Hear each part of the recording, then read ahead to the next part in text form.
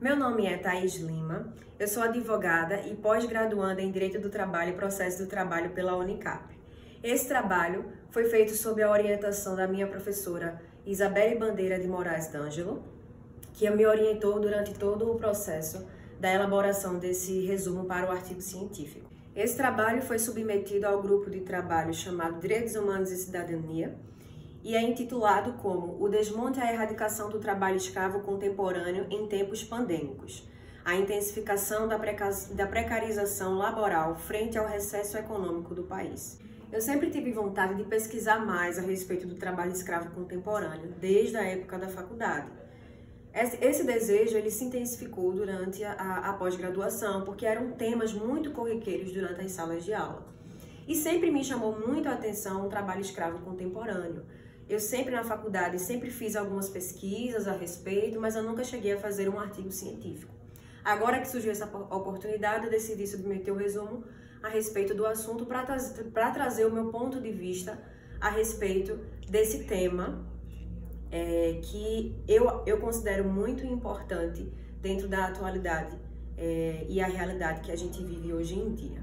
A metodologia que eu usei foi o método hipotético dedutivo, que traz pesquisas bibliográficas de artigos científicos e fontes já elaboradas para ajudar nesse processo de pesquisa e para poder elaborar o resumo do meu artigo científico. O trabalho escravo contemporâneo sempre foi uma realidade muito presente no Brasil. Desde muitos tempos atrás, foram surgindo e criando legislações e políticas públicas para poder combater o trabalho escravo. Mas o que acontece é que, durante o tempo, até o Brasil chegou a ser considerado pela Organização Internacional do Trabalho como um modelo a ser seguido no combate ao trabalho escravo. Mas, durante um tempo para cá, esse combate ao trabalho escravo vem diminuindo a fiscalização devido ao corte de verbas. Desde o ano de praticamente 2018, que vem sendo publicadas matérias a respeito da redução de verbas para o combate do trabalho escravo. Essa questão, ela ganhou uma intensificação agora no momento da pandemia, que é uma realidade que todos estão vivendo. Na pandemia, no ano mais ou menos de 2020, foram feitas muitas MPs que fizeram a flexibilização dos direitos trabalhistas. A gente já tinha essa flexibilização dos direitos trabalhistas na reforma trabalhista que foi feita em 2017, mas essa flexibilidade ela foi intensificada justamente na pandemia devido a recessos econômicos, crises financeiras, que o Brasil precisava, o poder público ele precisava diminuir quantidade de verbas para poder se equilibrar financeiramente. Então o que é que acontece? Na pandemia, essa precarização do trabalho devido à flexibilidade das normas aumentou. Então, o número de trabalho escravo no Brasil, consequentemente, também aumentou. Mas, devido à crise financeira, o poder público ele vem cada vez mais tentando reduzir. E há, queira que não, um descaso com o combate ao trabalho escravo. O poder público ele não está colocando como prioridade. Essa época de pandemia não deveria reduzir as fiscalizações, não deveriam reduzir as verbas para as fiscalizações. Pelo contrário, deveria aumentar, porque como houve essa flexibilidade, aumenta a precarização. E tem toda uma questão envolvida, como por exemplo, vulnerabilidade social, desemprego, a fome.